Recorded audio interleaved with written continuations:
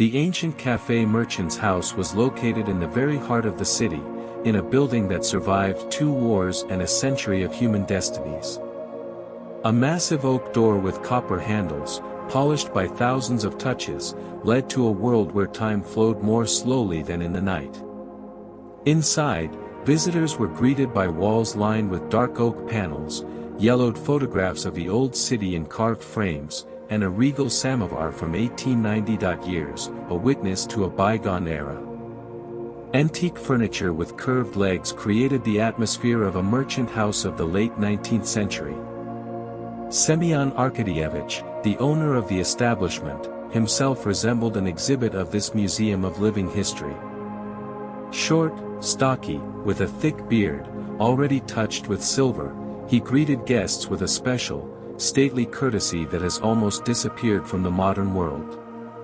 His grandfather founded the cafe in the difficult post-war 1953, and since then it has not been closed for a single day. On Friday, at about 3 o'clock in the afternoon, the bell above the front door tinkled melodiously. Semyon Arkadyevich raised his eyes from the office book and involuntarily straightened up, noticing those entering. Boris Petrovich Kedrov, one of the most influential entrepreneurs of the city, pushed in front of him a wheelchair in which his son Denis was sitting. "Good afternoon, Semyon Arkadyevich," Kedrov nodded, not trying to portray a smile. "Is our table free?" "Always for you, Boris Petrovich," the cafe owner answered with a bow, gesturing to the far corner of the room. "The same one at the window." Kedrov was dressed in an impeccably tailored suit the color of a stormy sky, which clearly cost more than the entire daily revenue of the establishment. A perfectly ironed shirt, a silk tie, cufflinks with amber inserts, everything spoke of his status.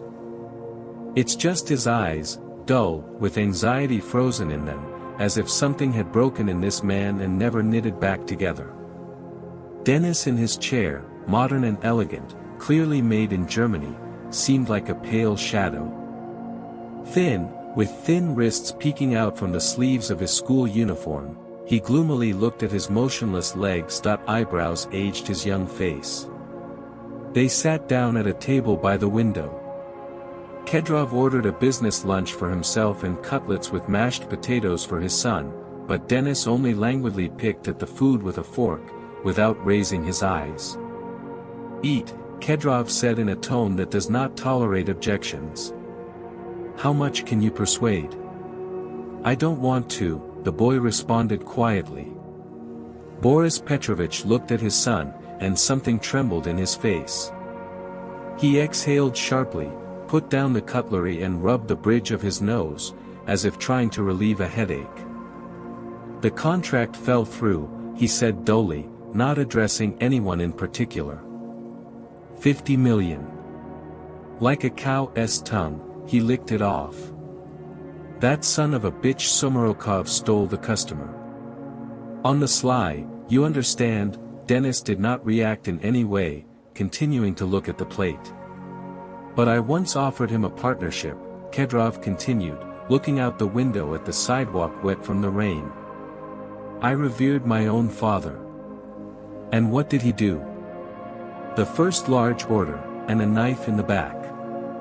At that moment, the bell rang again, and a woman and a girl entered the cafe, thin, like a porcelain figurine, with huge dark eyes on a pale face. She behaved unnaturally upright for her age. In her gaze one could feel not childish wisdom, but in her movements, feigned caution, as if she was afraid to break the invisible fragile shell of the surrounding world. The woman hesitantly approached the counter where Semyon Arkadyevich was wiping an ancient cup. "Hello," she said quietly. "Advertisement. About working as a cleaner." Yes, nodded the owner of the cafe. "Sit down, we'll talk now." They sat down at a table not far from the Kedrovs. The girl sat down facing the hall and immediately noticed a boy in a wheelchair. She studied him with an attentive gaze for several seconds, then whispered something to her mother. "Veselina," Sit quietly, the woman warned her. We need this work. 25,000, Semyon Arkadyevich said quietly, plus food. Schedule, 2 in 2, from 8 in the morning until 8 in the evening. The woman nodded, nervously fiddling with the hem of her coat. Her hands, red, with cracked skin, betrayed hard physical labor. Suddenly the girl slipped from the chair and, before her mother could stop her, walked up to the Kedrovs' table, Veselina. The woman called in fright, but the girl was already standing in front of the surprised Boris Petrovich. Uncle Boris, she said in a ringing, clear voice, let us eat, and I'll help your Denis run again. There was a deafening silence in the cafe. Kedrov slowly raised his gaze to the girl, then turned it to her mother, who was trying to pull her daughter away. Excuse me, please, the woman muttered, she didn't want to bother you. How did you even get here? Kedrov asked quietly, but with a clear threat in his voice. Who let you in? We. I'm following an advertisement, the woman answered in confusion.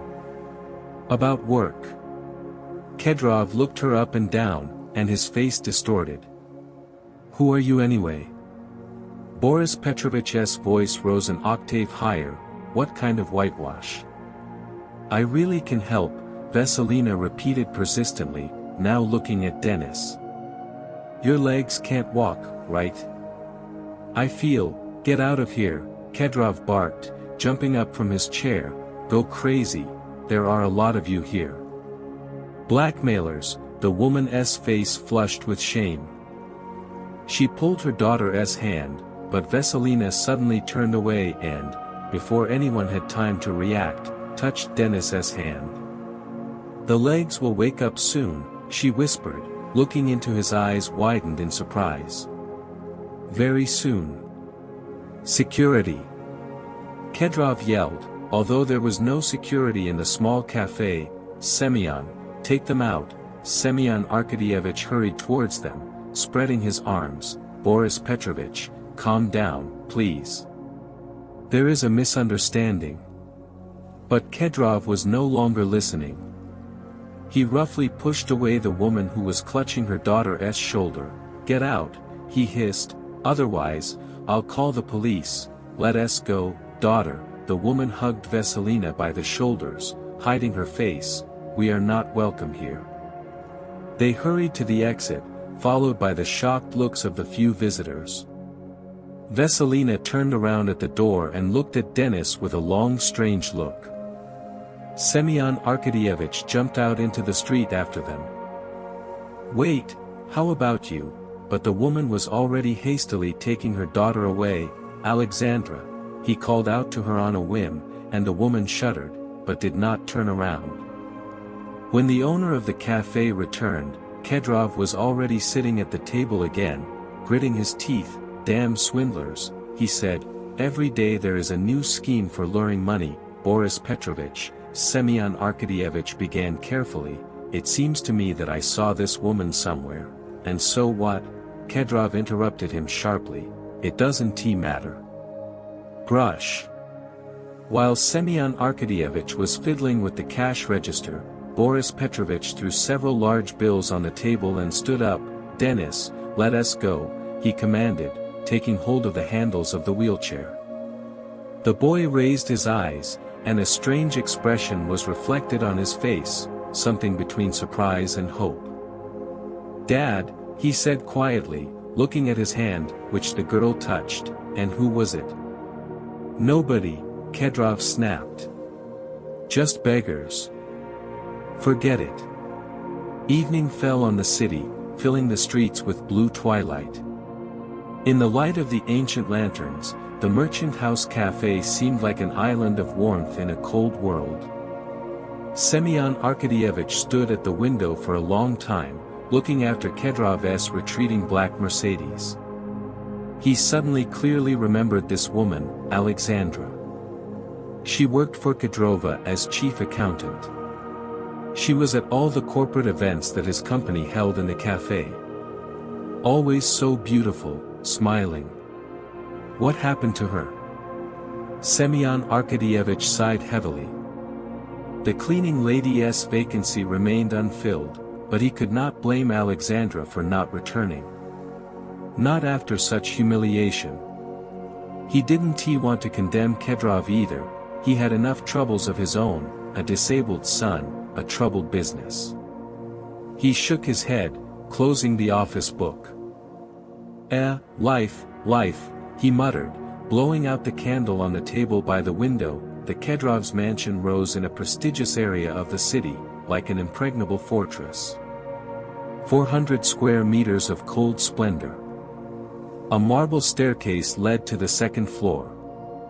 The walls were decorated with expensive paintings by contemporary artists, acquired more for status than out of love for art. In the living room, a crystal lamp shone under the ceiling, but, despite the abundance of light, the house seemed empty and lifeless. Maria Ivanovna, the housekeeper, a plump woman with kind eyes and tired hands, was spreading a tablecloth on the massive dining table when Boris Petrovich was taking his son to the dining room. "Will you have dinner?" she asked, noting to herself the gloomy face of the owner. "No," said Kedrov, "not hungry." "And the boy?" "The boy's name is Denis Borisovich," Kedrov noted irritably. "And he won't tea either." Denis sat in a wheelchair, looking thoughtfully at his hands. It was as if he was listening to something that only he could hear. When his father retired to the office, tightly closing the door behind him, Maria Ivanovna rolled the wheelchair closer to the fireplace. "Maybe some hot tea, Denisushka," she suggested, straightening the blanket on his lap. "Maria Ivanovna," the boy said quietly, "do you believe in miracles?" The housekeeper froze for a moment. "I believe, dear." "How can you not believe?" She crossed herself. "What is it?" Today there was a girl in the cafe. Denis looked up at her with serious eyes. "So strange. She said that my legs would walk again." "Oh," the woman just exhaled, not knowing what to answer. "She touched me," Denis continued, looking at his palm. "And I seem to feel something. I don't know how to explain."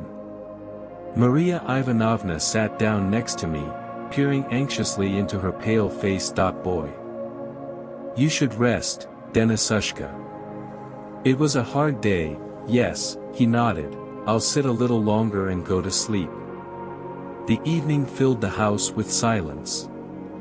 Boris Petrovich locked himself in the office with a bottle of cognac, leafing through the documents on the failed contract. My soul was cloudy, not so much because of the money, but because of the betrayal. He took a sip straight from bottle, winced and put it aside. The strange scene in the cafe couldn't get out of my head, this girl with her piercing gaze. And there was something vaguely familiar in her mother's face.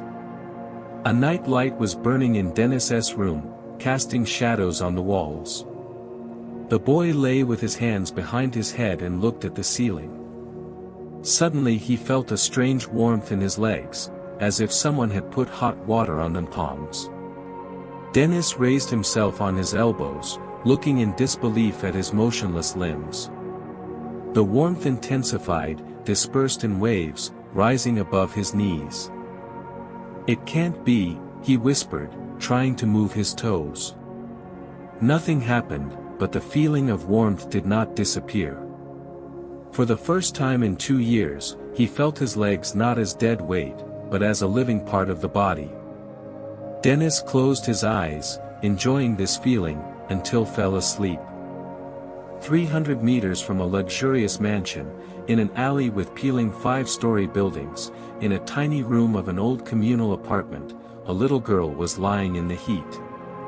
18 square meters for 3, that's all the space, but surprisingly there was enough space for the main thing, love and care. Klavdia Stepanovna applied wet towels to her granddaughter. An old woman, a former intensive care nurse, which she noted with alarm the rapid rise in temperature, 39.2, despite the antipyretic. Veselinushka, "My dove," she whispered, stroking her granddaughter's hair, damp with sweat. "What have you done?" The girl was rushing about in the heat, muttering something about a boy who would soon be running. Her thin fingers squeezed the edge of the blanket. Klavdia Stepanovna rose heavily, went to the chest of drawers, on which there was a photograph in an old wooden frame. She herself, young, in a white medical coat, with a serious face. "Everything is repeating itself," the old woman whispered. "Everything is new." She carefully opened the top drawer and took out an old box covered with faded velvet. Inside lay a silver medallion with an engraved pattern, darkened by time. "I'll have to tell you," Klavdia Stepanovna decided, squeezing the medallion in her palm. "The time has already come." In the city hospital, Alexandra was wiping the floor in a long corridor. The white uniform of a nurse hung like a bag on her. She had lost a lot of weight over the last month. Her hands, red from bleach, moved mechanically, and her thoughts were far away, at home, with her daughter, whom she had to leave with her grandmother. After the humiliating scene in the cafe, Vesselina began to feel feverish. This had already happened before after her strange healings, but today the attack was especially strong. "Svetlova, 3rd Ward, urgently." The nurse called out to her. Alexandra shuddered, emerging from heavy thoughts. Former chief accountant of a prestigious construction company, and now a nurse with a salary of 28,000 rubles. How everything has changed in these 3 years, and it was necessary to run into him, with Boris Kedrov, just today. He didn't even recognize her. But once they made business plans together, she prepared annual reports for him, went to negotiations with banks. Until the very day when he kicked her pregnant woman out without severance pay. At 3 o'clock in the morning Dennis woke up from a strange sensation. Thousands of needles tingled his legs from bottom to top, as if an electric current was running through them. "Current, Dad." He called, sitting up on the bed. "Dad." Boris Petrovich rushed to his son's room, tying the belt of his robe as he went. "What happened?" he asked hoarsely, turning on the overhead light. "My legs." Dennis exhaled. The visit was not a problem for Kedrov. Well, the doctor said, checking his reflexes. "Do you feel the injection?" "And here?" "Yes." Dennis watched in amazement as the needle touched his foot, and he really felt this injection. "I feel it, doctor." Sokolov examined the sensitivity of the legs for a long time and carefully checked the reflexes, maintaining a professional equanimity on his face. Finally, he straightened up and turned to Kedrov. "There is definitely an improvement in nerve conduction," he said. "I would even say a significant improvement. But to explain its reason."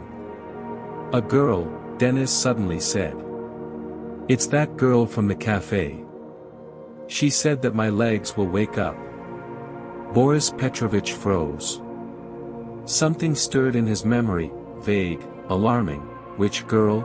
the doctor asked. "Just a child in a cafe," Kedrov quickly answered, "a chance meeting." When the doctor left, Boris Petrovich sat for a long time by his son's bed, watching him try to move his toes. So far without success, but the very feeling that his legs woke up filled the boy with joy. "Dad," said Dennis, falling asleep in the morning, "find that girl." "Okay." In the morning, Alexandra returned home after the night shift. It was quiet in the communal apartment. Klavdia Stepanovna was dozing in a chair next to Vesselina's bed. The girl herself slept peacefully. The fever had subsided, a healthy blush appeared on her cheeks. Alexandra carefully touched her daughter's forehead. "Cool. Thank God." There was a folded piece of paper on the bedside table. Alexandra unfolded it and read it as a child's handwritten lines. "The boy will recover, and I will soon be healthy." Claudia Stepanovna woke up with a creak, opened her eyes and straightened up in her chair. How was the shift? Hard. Alexandra sat down on the edge of the bed. What happened to her? The old woman sighed, straightening a gray strand that had escaped from the bun. We need to talk, Shura, she said seriously. About our family. About the gift that is passed down through the female line. Mom, not now, Alexandra waved tiredly. I'm falling off my feet. No, now, Claudia Stepanovna said firmly. While Veselina is sleeping. This important. You need to know what is happening with your daughter.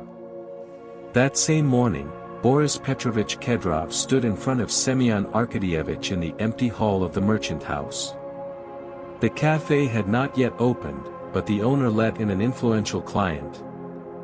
Today Kedrov looked different, as if the mask of self-confidence had fallen from him, revealing a confused man. I need to find that woman with the girl, he said in a colorless voice. Semyon Arkadyevich inhaled, wiping the antique glass. Why, Boris Petrovich, yesterday you kicked them out, and today you are looking for them, my son. Kedrov paused. Denis developed sensitivity in his legs. For the first time in 2 years. The owner of the cafe put down his glass and looked carefully at the visitor. And you think this is connected? I don't know, Kedrov interrupted. But I have to find out.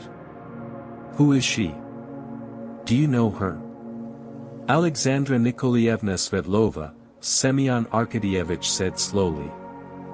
Your former chief accountant, whom you fired 3 years ago, when she was 8 months pregnant. Kedrov staggered as if from a blow. Now he remembered, of course, Alexandra. How could he not recognize her? But this emaciated woman with a dull gaze bore so little resemblance to the confident professional he once valued. Do you know where she lives? He asked dully. I know, Semyon Arkadyevich nodded. But will I tell you? That's the question. Semyon Arkadyevich never gave out Alexandra's address, citing principles. Kedrov did not insist. A man of his position had other ways. One phone call, and an hour later Igor Valentinovich Krulov, a private detective with a tenacious gaze and an impeccable reputation, was waiting for him in his office. 80,000, he indicated the cost of services, half now, half according to the result. Deadline, yesterday, Kedrov snapped, writing out a check. This is urgent. The detective shrugged, hiding the check in the inside pocket of his jacket. There will be information in the evening. Boris Petrovich nodded and turned to the window. Behind the glass, Denis, with the help of Maria Ivanovna, tried to do the first exercises for his legs, bending and straightening his knees, wincing from pain and unusual sensations. Something is happening, thought Kedrov, watching son, something inexplicable. A black Mercedes S-Class slowly crawled along a broken road, maneuvering between holes and puddles. The area where Kedrov arrived seemed like a fragment of another world, shabby 5-story buildings with peeling paint, laundry drying on lines between the trees, garbage cans, crows cawing over them. Boris Petrovich, clutching a piece of paper with the address in his hand, he looked incredulously at the house numbers. Finally, the car stopped at the most inhospitable building. Wait here, he said to the driver and, wincing, stepped into a puddle, splashing dirty water on his polished shoes. The entrance greeted him with a musty smell, scribbled walls and broken mailboxes. Kedrov climbed to the 3rd floor, wincing from creaking steps. In front of the desired door, he froze for a moment, collecting his thoughts, and resolutely pressed the bell button. The door was opened by an elderly woman in a dressing gown, with gray hair neatly tucked into a bun. She looked at the visitor with an attentive glance, and her eyes narrowed. They called us, she said without surprise, as if she was waiting for this visit. Come in, Boris Petrovich. Kedrov confused, he crossed the threshold. From the corridor there was a smell of an amazing mixture of smells: borscht, washing powder, and some kind of medicine. "Do we know each other?" he asked, squeezing into a narrow corridor lined with cabinets. "No," the old woman answered dryly, "but I know you well. Klavdia Stepanovna, I. Alexandra's mother." She led him into a tiny room where an old sofa, a table, and a bookcase could barely fit. On the table there was a vase with wildflowers, and the walls were hung with photographs in simple frames. "Have a seat," Klavdia Stepanovna pointed to the only chair that had seen better days. "Shura will be back soon." Kedrov awkwardly sank into the chair, feeling inordinately large in this cramped space. His gaze slid on the walls, photographs from different years. Here is a young Klavdia Stepanovna in a medical gown, here is Alexandra with a university diploma. And here, his attention was attracted by children's drawings pinned at the head of the bed. Awkward, but surprisingly expressive images of people: a girl in a wheelchair, an old man with a cane, a boy with a bandaged hand. And everyone is smiling. Where is Veselina?" he asked, suddenly realizing that he had never seen the girl. "She is asleep," Klavdia Stepanovna answered briefly, "the temperature has just dropped." She sat down on the stool opposite, folding her hands on her knees, and looked piercingly into Kedrov's eyes. "So why did you come, Boris Petrovich? Is it to kick my daughter out of work again?" The morning of that day, 3 years ago, turned out to be especially difficult for Alexandra. The toxicosis that tormented her throughout her pregnancy did not want to recede even in the 8th month. She was late for work for the 3rd time in a week, only 15 minutes, but precisely at the moment when Kedrov was already waiting in the reception area. "Sorry, Boris Petrovich," she said, quickly laying out the documents on the table. "The bus got stuck in a traffic jam." Kedrov frowned at his watch. "I have a meeting in half an hour. Hurry up to prepare a report." "Of course," Alexandra nodded. "I already did everything yesterday, all that remains is to print it out." He nodded silently and left. Alexandra exhaled with relief, stroking her rounded belly. 6 years of impeccable work gave her a certain head start, but the last weeks were tense. Kedrov became more and more irritable, lost his temper. By little things that she had not noticed before. Alexandra knew the reason for these changes. 8 months ago, Boris Petrovich's wife died of cancer after a long, painful decline. All this time, Kedrov was torn between business, his little son and his dying wife. And gradually something broke in him. The previously attentive and correct leader turned into a cold, bilious person. That day, Alexandra's fate was decided in 15 minutes. Kedrov called her to him after lunch. "I have to fire you," he said in a colorless voice. "For systematic violations of labor discipline." Alexandra turned pale, instinctively covering her stomach with her hands. "Boris Petrovich, but why? I was only late a few times, and then no more than 20 minutes. That's enough," he snapped. "The labor code allows dismissal under the article. There will be no severance pay."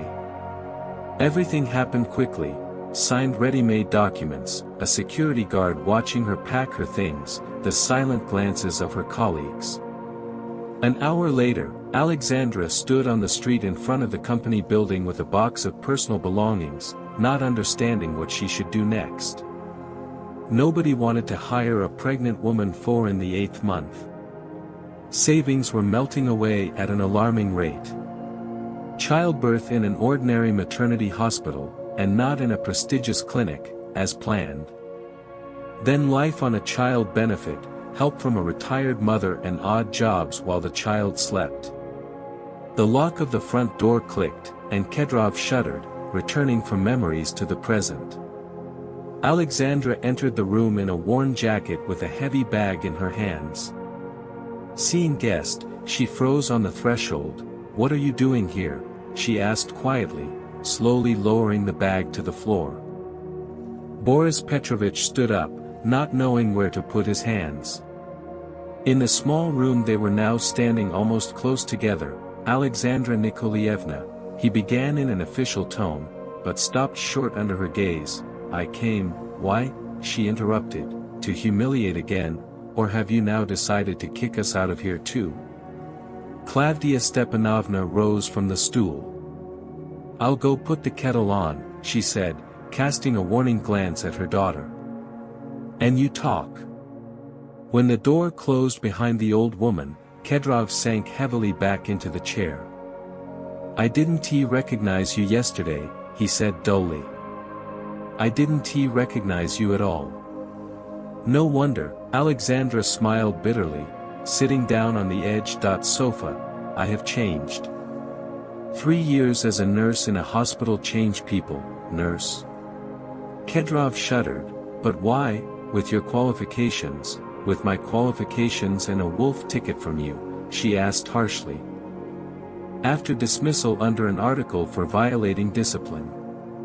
With a small child in her arms." A heavy silence hung. Behind the wall, the clink of dishes was heard. Klavdia Stepanovna was fiddling with cups in the kitchen, clearly listening to the conversation. Kedrov ran his hand over his face. "I wasn't myself then. After Lena's death." "I know," Alexandra answered unexpectedly softly. "I understand your grief. But this does not justify what you did to me and my unborn child." "Denis," suddenly said Kedrov, abruptly changing the subject. "Yesterday, after your daughter touched him, he began to feel his legs. For the first time in 2 years." Alexandra shuddered, glancing at the door leading into the next room. "Veselina," she whispered, "so, again."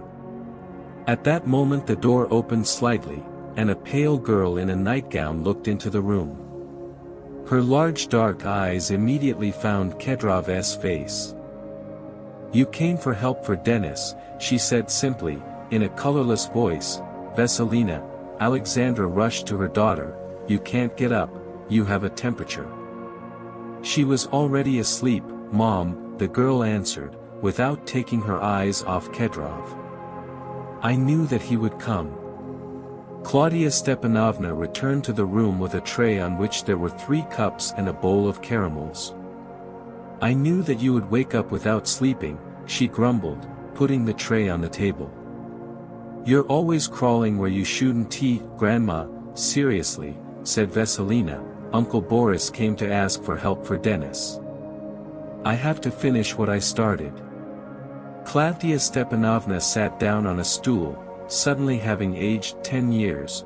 "That's it, Boris Petrovich," she said, looking straight into Kedrov's eyes. "You took away their future, and now you came for help." "I'll pay," Kedrov said quickly. "Any money." "Money?" Klavdia Stepanovna shook her head. "Is it possible to measure with money what you are asking for? Do you even understand that my granddaughter pays with her health for every healing?" Kedrov looked in confusion from the stern old woman to Alexandra's haggard face and to the unusually calm girl. "I don't understand," he admitted. "Of course you don't understand," Klavdia Stepanovna pursed her lips. "You, who live in your mansions, think that everything can be bought. But the gift that Veselina has is not for sale. It is given from above and requires sacrifice." "I'll help Denis," the girl said firmly, coming closer to Kedrov. "I feel like I have to do this." "Veselina." Alexandra called out, "No. After the last time, you barely survived." The girl turned to her mother, and childish determination sparkled in her eyes. "Mom, I know what I'm doing. This is my gift. I have to use it." Klavdia Stepanovna sighed heavily. "That's it, Boris Petrovich," she said. "Before my granddaughter decides something finally, you have to do something, reinstate my daughter at work, with her previous position and salary. And pay compensation for 3 years of illegal dismissal. Then let's talk about helping your son. Kedrov froze, looking at this proud elderly woman, at her daughter, exhausted by hard work, and at the fragile girl who, in some inexplicable way, could help his son. He realized that he was on the verge of a decision that would change not only Denis's life, but also his own. "Okay," he finally said. "I'll do everything." Alexandra looked from her daughter to her former boss and back. Conflicting feelings fought within her. Pride did not allow her to accept help from the man who destroyed her career. But the mother's heart was torn with fear for her daughter, who was again going to risk her health. "I have to think," she finally said, hugging Veselina's shoulders. Kedrov nodded and stood up, heading towards the exit. At the threshold he turned around. 3 women looked at him with the same expression of silent expectation. For the first time in his life he felt truly awkward and guilty. The black Mercedes at the entrance looked ridiculous against the backdrop of peeling walls and broken asphalt, like Kedrov himself in this tiny apartment, where, despite poverty, love and dignity lived. The dispute in the small communal apartment lasted until midnight. Alexandra stubbornly stood her ground. She could not allow her daughter to risk her health, even for the sake of reinstatement at her previous job. "Don't you understand?" Veselina passionately convinced her, sitting on the edge of the bed in pajamas with kittens. "I have already started treatment. If I don't finish, I wasted my energy. Denis will never get back on his feet." Klavdia Stepanovna was silent, fingering her rosary in her wrinkled hands. Her gaze was directed somewhere into the distance, as if she saw something that was inaccessible to others. "Mommy," Veselina took her mother by the hands, "remember how I helped Aunt Zina from the 4th floor? Her hand didn't move at all after the stroke, and now she bakes pies herself. But then you were sick for only 2 days," Alexandra objected, "and after that boy in the hospital, you were shaking for a whole week, because he was really bad," the girl patiently explained. "Denis is better, I feel. Mom, I just know that I should do this." Such confidence, such unchildish wisdom shone in the child's eyes that Alexandra felt her resistance melting away. "God gave, God took," Klavdia Stepanovna suddenly said. "It's not for us to decide where to direct the gift. If the girl feels that she should help, then so be it." Alexandra covered her face with her hands. "But why Kedrov? After everything he did to us?" "Not to him," Veselina said quietly. "To a boy who is innocent of anything." An unusual bustle reigned in the Kedrov mansion. Maria Ivanovna, rolling up her sleeves, was preparing the guest room next to the nursery. She made the bed with fresh linen, aired it, arranged flowers in vases. "Who's coming?" she asked Boris Petrovich. "A girl who can help Denis," he answered briefly, checking the list of orders on the phone, "and her mother and grandmother." The housekeeper crossed herself. "A healer, or what, which?" "I don't know who she is," Kedrov said irritably. "But if there is even the slightest chance to get Denis back on his feet." 2 technicians were working in his son's room, checking the latest medical equipment, specially brought for rehabilitation, electrical muscle stimulators, massagers, orthopedic devices. This equipment alone cost more than 1,000,000 rubles. Denis watched the preparations with excitement and hope. In the 2 days that passed after meeting Veselina, the sensitivity in his legs increased significantly. He could already move his fingers and even bend his knees slightly. "Dad," he called as Kedrov passed by, "when will they arrive?" "Soon," Boris Petrovich sat down on the edge of his son's bed. "I sent a car for them." He tried to smile, but it turned out unconvincingly. Inside he was torn by conflicting feelings, hope for the healing of his son, shame for the past, distrust of the very possibility of a miracle. A black car with a driver in a uniform cap caused a real commotion in the courtyard of a shabby 5-story building. Neighbors looked out of the windows, watching how Alexandra, Veselina and Klavdia Stepanovna get into the car. "Where are you going, Stepanovna?" a curious neighbor shouted from the window. "On business, Nina, on business," the old woman answered calmly, settling down on the soft seat. The driver slammed the door behind them, and the car moved smoothly. Veselina clung to the window, following her native yard with her gaze. "Remember what I told you," Klavdia Stepanovna quietly said to her granddaughter. "The gift works through faith and love. Not through insults or self-interest, otherwise nothing will come of it." The girl nodded seriously, clutching in her hand a small silver medallion with an engraved pattern, a family heirloom that her grandmother gave her the day before. When they arrived at the Kedrovs' mansion, they were met by Maria Ivanovna. She looked with curiosity at the unusual guests, a thin woman in a modest but clean dress, a stately old woman with a straight back and a strange girl with an unchildishly serious look. "Come in, my dears," the housekeeper began to fuss. "Boris Petrovich is waiting for you." Kedrov met them in the spacious living room. The doctor was also here, Sokolov. He looked at Veselina with professional interest. "Thank you for agreeing to come," Kedrov began in an official tone. "Let us go without ceremony," Klavdia Stepanovna interrupted him. "Where is the boy?" "In his room," Boris Petrovich pointed to the stairs. "Let me show you." Denis was sitting in a wheelchair by the window, watching the sun's glare on the lawn. When the door opened, he turned sharply. Seeing Veselina, the boy beamed. "You've come.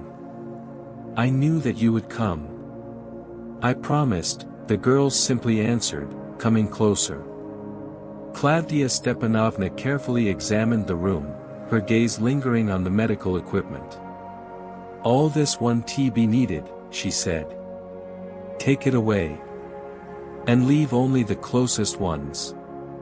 Extra eyes are in the way." Kedrov wanted to object, but, catching the old woman's gaze, silently nodded to the technicians.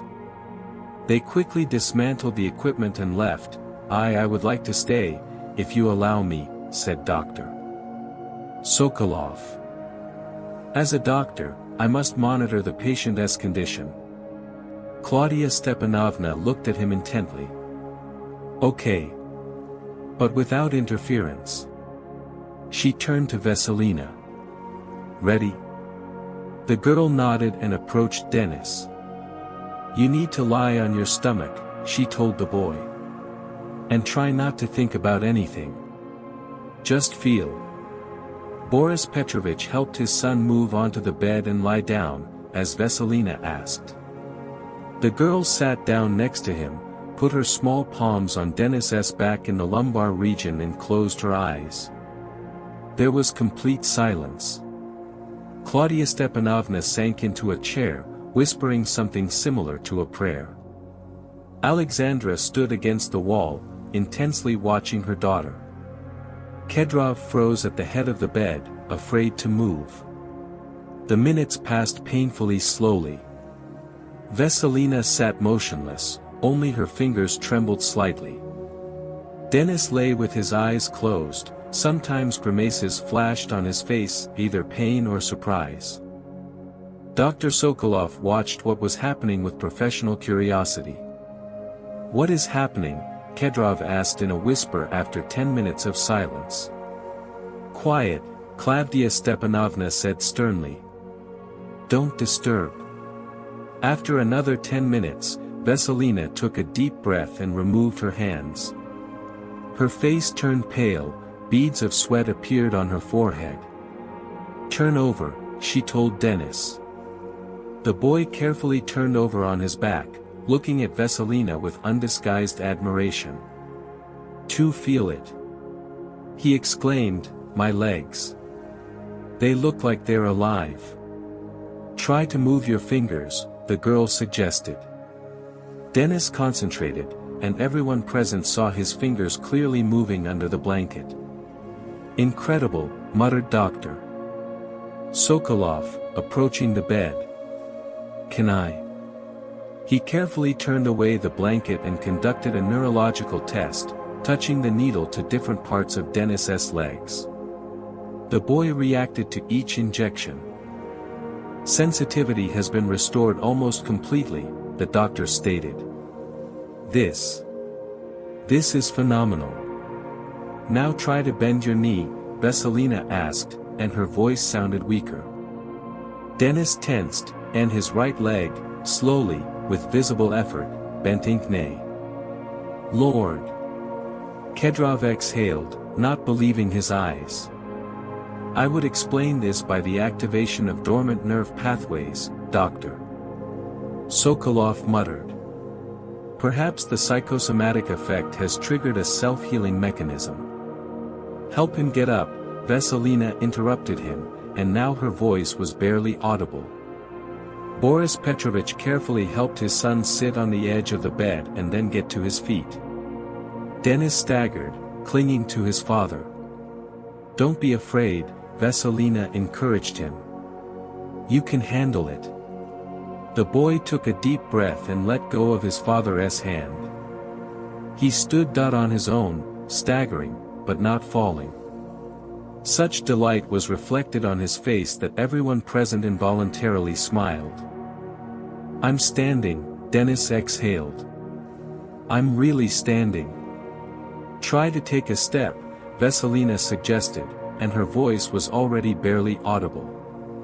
Maria Ivanovna, who was watching from the slightly open door, crossed herself and whispered, "Miracle of the Lord." Dennis, biting his lip from tension, took the first hesitant step. Then the second. On the third, his knees buckled, but Boris Petrovich caught his son, preventing him from falling. You're walking, he exclaimed, and for the first time in a long time a sincere smile appeared on his face. You're walking again. Dennis hugged his father, tears of joy flowed down his cheeks. I told you she was magical, he whispered. Veselina looked at them with a pale smile. Suddenly her eyes closed and she began to fall to the side. Veselina, Alexandra rushed to her daughter and grabbed her. The girl went limp in her mother's arms. Her forehead was red-hot, temperature, Klavdia Stepanovna said briefly, coming closer. It's starting again. Dr. Sokolov quickly took a thermometer out of his bag, measured the temperature and shook his head with alarm, 40 degrees. We need to take action urgently, put it here, Boris Petrovich ordered, pointing to the sofa. I'll call a team of doctors. No teams are needed, Klavdia Stepanovna said firmly. Ordinary medicines won't help here. This is the price of a gift. What price? What are you talking about? Kedrov did not understand. She takes other people's pain and weakness upon herself, the old woman explained, covering her granddaughter with a blanket. To heal another, you have to pay with your own health. Boris Petrovich looked in shock at the little girl who was now writhing in the heat on his sofa, all so that his son could walk again. Unexpectedly for everyone, and most of all for himself, he knelt down next to the sofa and took Veselina's limp hand.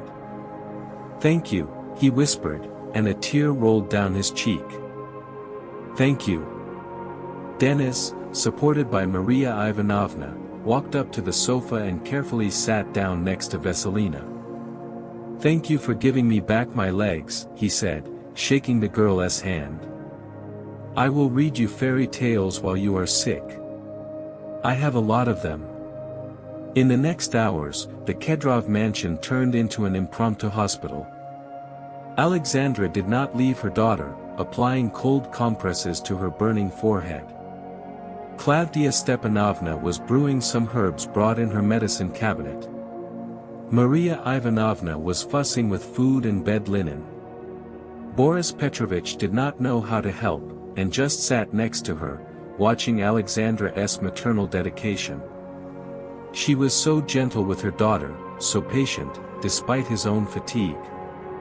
At some point, he caught himself thinking that he had never seen anything more beautiful. In the evening, Semyon Arkadyevich arrived with a basket of homemade pies. Having learned about the miracle that had happened, he shook his head for a long time. "That's how it happens," he said. "The Lord works miracles through children." Klavdia Stepanovna stood at the window, silently moving her lips. She thanked God for the healing of the boy and asked for health for her granddaughter. At night, when the mansion fell into silence, Denis climbed out of his bed, now on his own, although hesitantly, and slipped into the room where Vesselina was lying. He settled down in a chair next to her bed and quietly began to read. In a certain kingdom, in a certain state, there lived a king. He had 3 sons. Boris Petrovich, passing by, saw this picture and froze in the doorway. Something trembled in his heart, something that had been dormant for a long time under the thickness of grief, resentment and disappointment. And that night, for the first time in many years, he felt that he could breathe deeply again. The week passed in a fog. Vesselina rushed about in the heat, at times regaining consciousness only for a few minutes. She prepared decoctions of herbs brought from home and spent long hours at her granddaughter's bedside, fingering amber rosaries and whispering prayers. Boris Petrovich insisted that they stay in his house. He allocated them a separate wing of the mansion and invited the best doctors, although Klavdia Stepanovna stubbornly insisted that ordinary medicine was powerless here. Denis came to Vesselina every day and read to her fairy tales. His legs grew stronger every day, although he still moved uncertainly. But the main thing was that he could walk again. On the 7th day, the fever finally subsided. Vesselina opened her eyes on a clear morning and smiled faintly at her mother. "Did I sleep through breakfast?" she asked, as if nothing special had happened.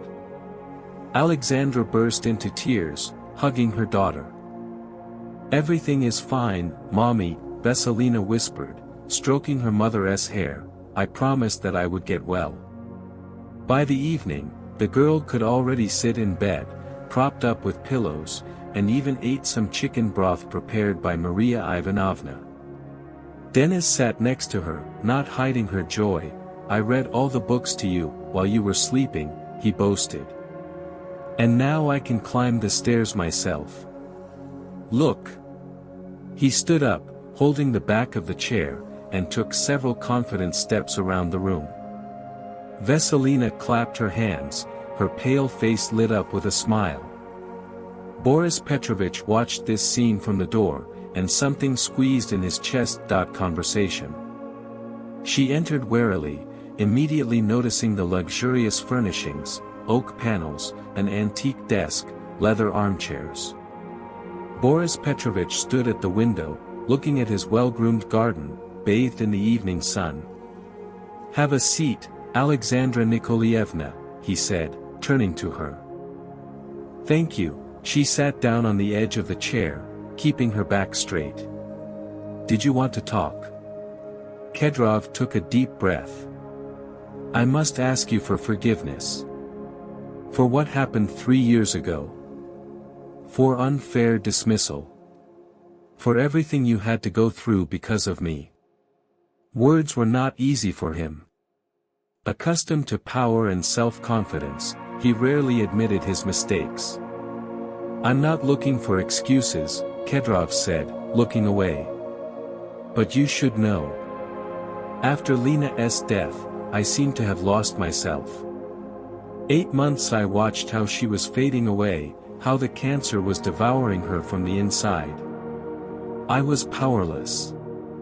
I, who was used to controlling everything, could do absolutely nothing." He sank into a chair opposite Alexandra, and I became embittered. At the whole world, at fate, at the people around. Especially at those who were happy, healthy. "Your pregnancy. She was like salt in the wound. Lena dreamed so much about a second child, but her illness did not allow. Alexandra listened in silence, not interrupting. "This is not an excuse," Kedrov repeated again, "it's just. I want you to know, what I did was not because of you. You were an excellent specialist, I understand your grief," Alexandra said quietly. "True, I understand. But you have no idea what I had to go through." And she talked about how she tried to find a job, being in the last months of pregnancy, about giving birth in a regular maternity hospital, where she was placed in the corridor due to lack of space, about the first months of Vesselina's life in a cramped communal apartment, about casual earnings, about how she sold her jewelry to buy medicine for her daughter. And then this ability of hers appeared, Alexandra continued quietly. "We didn't immediately understand what was happening. It's just that a neighbor boy broke his arm, Vesselina played with him, held him by the shoulder, and the next day the cast was removed. The fracture was as if it had never happened. And she fell ill with a fever for 2 days." Kedrov listened without interrupting. "Since then it's been like this," continued Alexandra. "She can't ignore other people's pain. And I can't forbid helping her, although every time I'm afraid that she will get out." They sat in silence for a long time, each immersed in their own thoughts. Dusk deepened outside the window, and the garden lights came on in the garden. "I want to fix everything," Kedrov finally said. "Reinstate you as chief accountant, 95,000 rubles. And compensation for all this time." Alexandra looked at him incredulously. "Are you serious?" "Absolutely," Kedrov nodded. "And I also bought an apartment for you. A 3-room apartment in a new house on Sirenivy Boulevard. 5.20 million. I registered it in Vesselina's name as a gift." "I can't accept this," Alexandra said in confusion. "This is too much." "You can," Kedrov said firmly. "You have to. For the sake of your daughter." Enter the office door carefully. They knocked, and Klavdia Stepanovna appeared on the threshold. She looked at them with a penetrating glance. "Here's what I'll say," she said, entering the room. "Mistakes can be corrected if you have the desire. I see, Boris Petrovich, that you have a desire." Kedrov stood up, giving her the chair. "Yes, Klavdia Stepanovna. I've looked at a lot this week." The old lady nodded, accepting it. Words, "Then listen to me, both of you. Life is too short for insults. Shura, accept his help. Not for your own sake, for Vesselina's sake. And you, Boris Petrovich, do good not out of guilt, but at the behest of your heart. Then everything will be right." At that moment the door opened again, and Denis and Vesselina looked into the office. "She is in a dressing gown, leaning on his hand. You can't get up." Alexandra clasped her hands. "We're just for a minute," Vesselina smiled. "Denis wanted to show me my father's office." She looked at Boris Petrovich, and amazing wisdom shone in her eyes. Uncle Boris became kind. So, Mom was right, people can change. Changes began quickly. 2 days later, Boris Petrovich invited his deputy and the head of the personnel department to the house. They consulted for a long time in the office, after which a new personnel policy of the company was announced.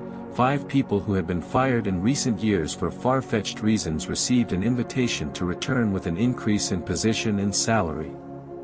An expanded social package was introduced for employees with children. An office kindergarten, which had been talked about for a long time, but kept being postponed due to costs, was put into design. Denis began active rehabilitation. A massage therapist came every morning, an exercise therapy instructor came in the afternoon. 3 times a week the boy was taken to the pool. He recovered with amazing speed, and the doctors just shrugged their shoulders, not finding a scientific explanation for such progress. And the weekend has now become a tradition.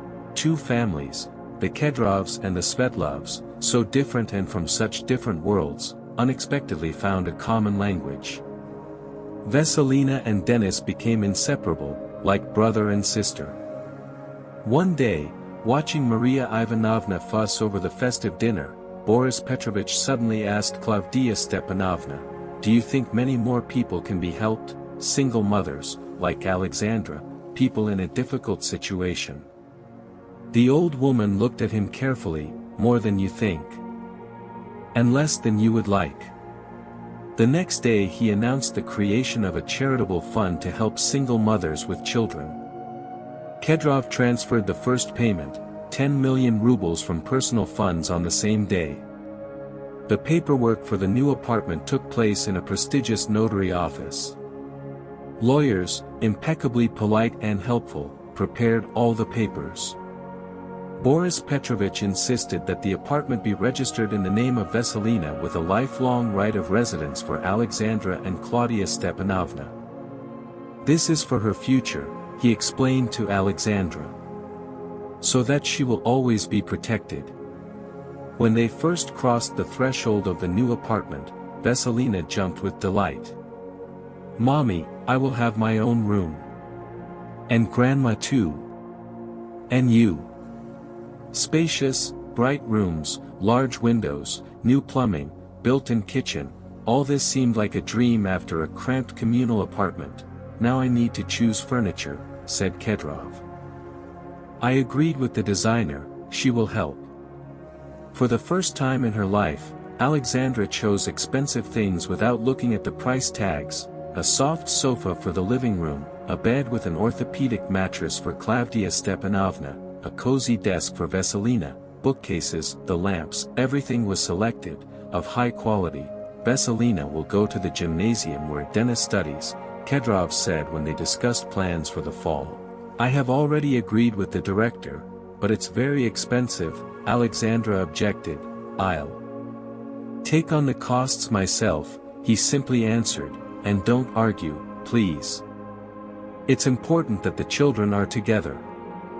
The evening before moving, Alexandra took out the family ones from an old box. The photographs are the same ones that she took from the walls of the communal apartment 3 years ago, when it became very difficult to look at the past of a happy life. She carefully wiped the glass, smoothing out the crooked corners. Here she is young with an honors diploma from the university. Here is mom in a white nurse's coat. Here is the father, who has been dead for 10 years. Alexandra carefully arranged the photographs on the new chest of drawers. It's time to come to terms with the past and move on. In the next room, Veselina and Denis, who came to help with the move, were enthusiastically arranging books on the shelves. "Are you really a sorceress?" the boy asked with admiration, looking at his new friend. "Not a sorceress," Veselina answered seriously, "it just happens that way." "But how do you do it?" the girl thought, choosing words. "I just feel where it hurts, and I give my strength there. It's as if I'm pouring from one glass to another, and then you get sick yourself." "Yes," she nodded. "But it's worth it. Especially when I see you running." Denis smiled shyly. "I will come to visit you every day now. Do you want me to teach you how to play chess?" "Want." Veselina was delighted, "And I'll teach you to draw." "I'm great at drawing." Boris Petrovich and Alexandra stood at the door of the room, watching the children. Their gazes met, and something flashed between them: understanding, gratitude, hope for the future. Perhaps even something more. "Thank you," Alexandra said quietly. "Man." 8 months later, the May sun flooded the courtyard of the Kedrov mansion with golden light.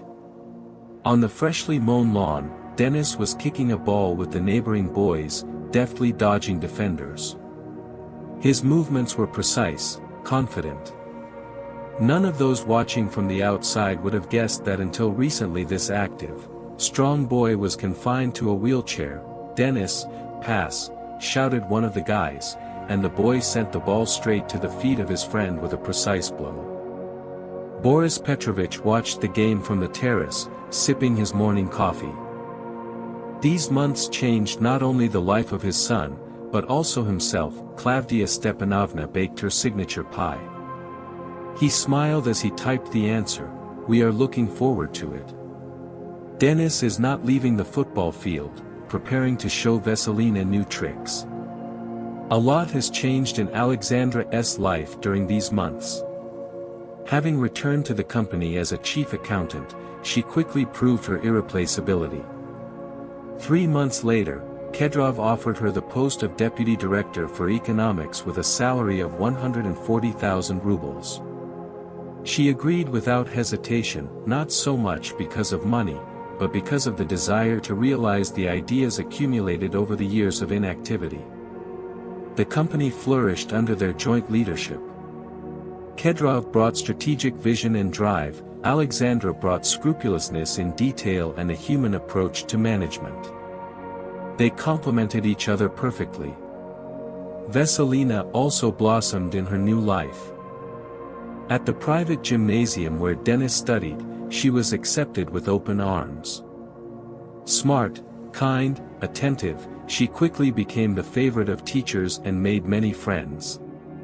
Her gift healing was now manifested much less frequently, as if nature was giving the girl the opportunity to live an ordinary child's life.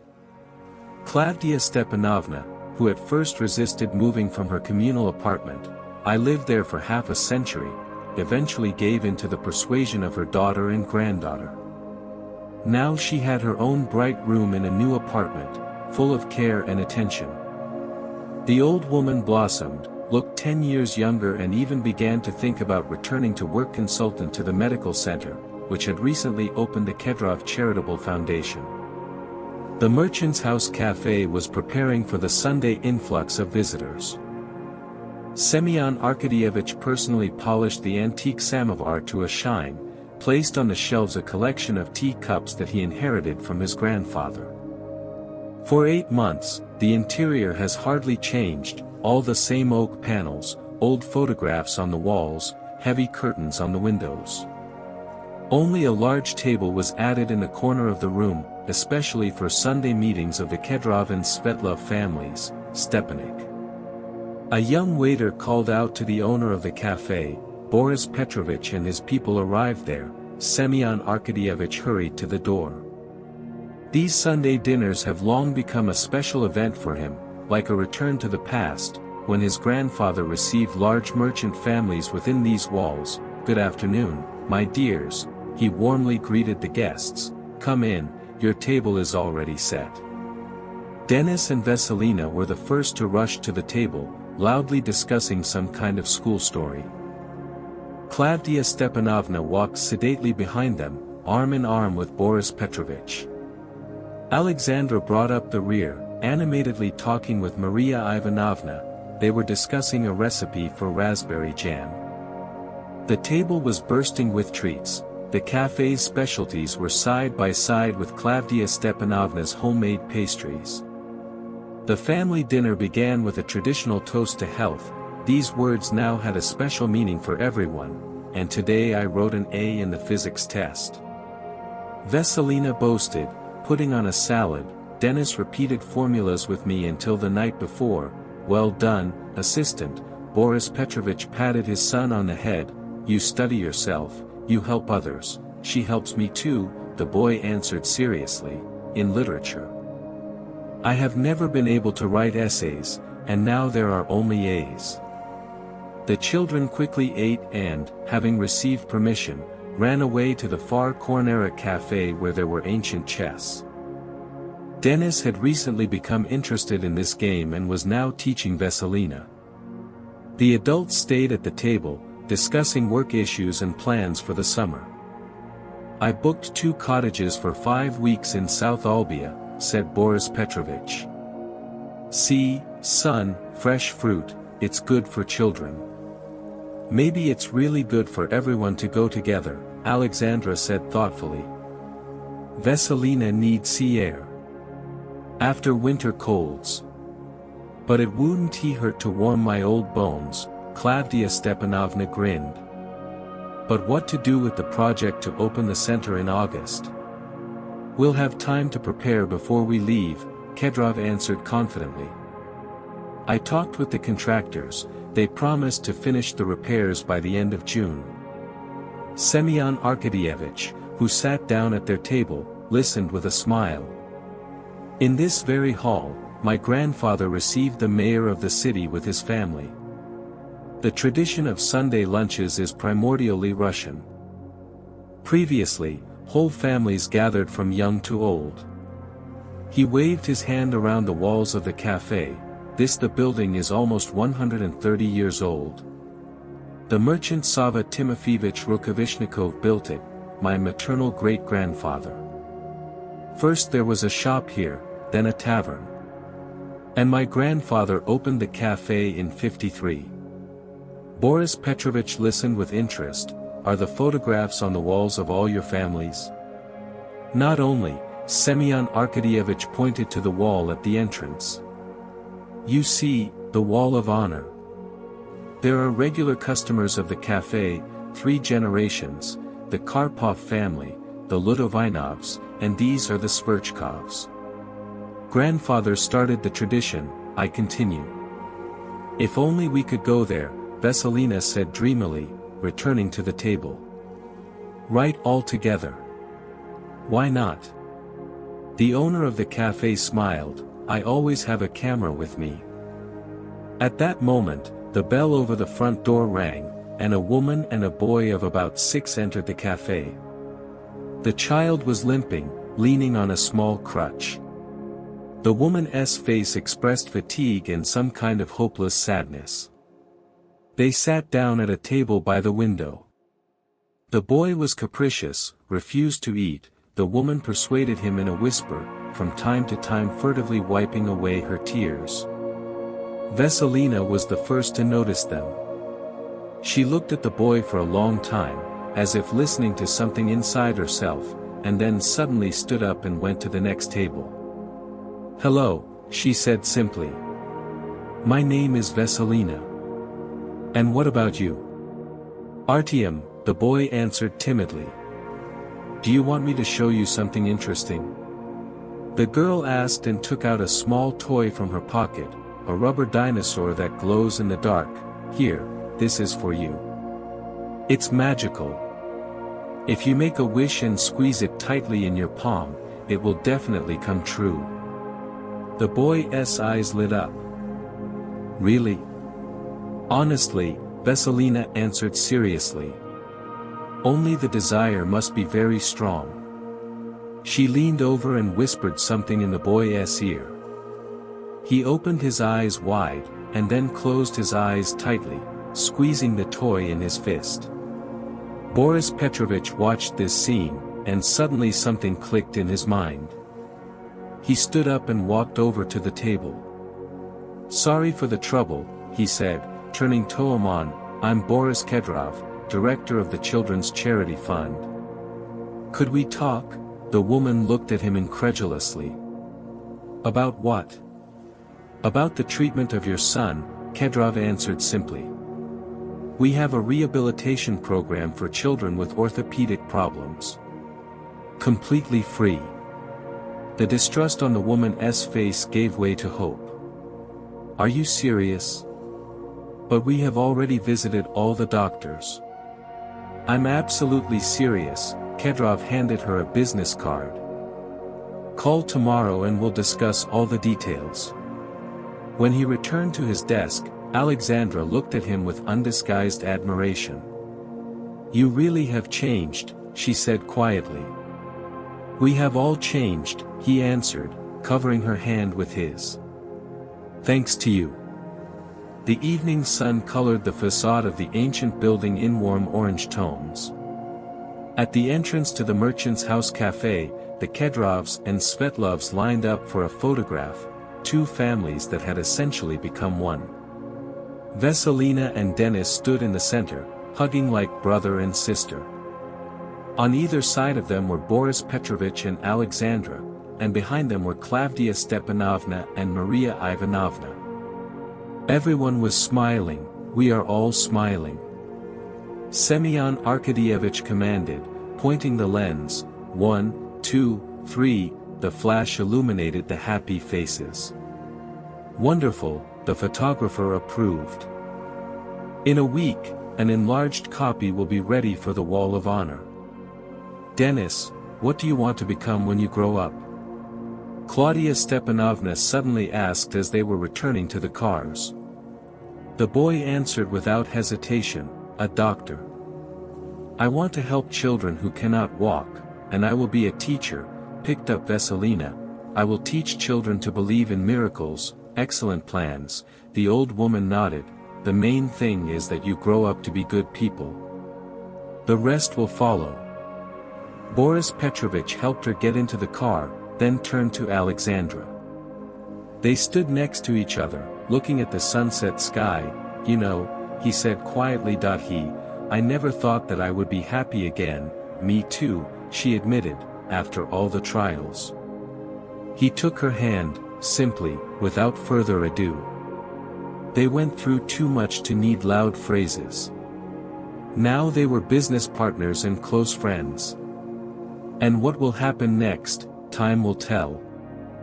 Uncle Boris. Veselina called out, leaning out of the car window. Let's get together like this every Sunday. Definitely, he smiled. This is now our family tradition. The cars set off, taking away two families that became one. And over the old cafe, which remembered so many stories, the first stars lit up, witnesses of another miracle that happened within its walls. A miracle that began with the touch of a little girl and her belief that any person can change for the better. A miracle whose name is forgiveness.